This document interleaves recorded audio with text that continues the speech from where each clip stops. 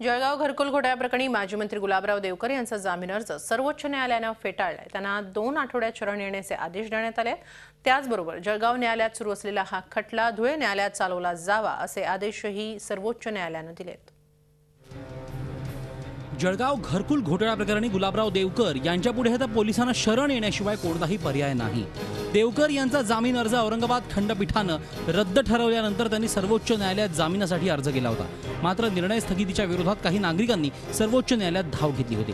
यावर दोन्ही पक्षाच्या वकिलांकडून युक्तिवाद करण्यात आल्यानंतर न्यायालयानं त्यांचा जामीन अर्ज फेटाळलाय। तसंच 2 आठवड्यात त्यांनी शरण यावं असे आदेशही दिले आहेत। आरोपीचे अपील फेटाळण्यात आले।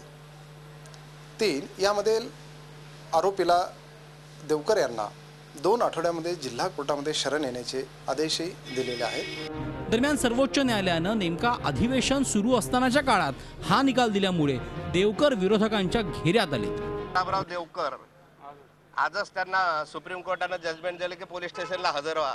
अटकपूर्व जामीन त्यांचा फेटाळला आणि गुन्हा कोणता आहे? अपहाराचा गुन्हा आहे, पैशाच्या भ्रष्टाचाराचा गुन्हा आहे। अशा भ्रष्ट मंत्र्यांना मुख्यमंत्री पाठीशी घालतात असं आमचं म्हणणं होतं की या मंत्र्यांना मंत्रिमंडळातून वगळा। सर्वोच्च न्यायालयाच्या या निकालानंतर खटल्यातील प्रमुख संशयित आमदार सुरेश जैन यांच्यासह इतरांची धुळे कारागृहात रवानगी होण्याची शक्यता आहे। तर दुसरीकडे देवकरांसह आता या प्रकरणात आधी जामीन मंजूर झालेल्यांची तुरुंगवारी अटळ असल्याचं बोललं जात आहे। विकास भदाणेसह ब्युरो रिपोर्ट झी मीडिया जळगाव। झी 24 तास एक पाऊल पुढे।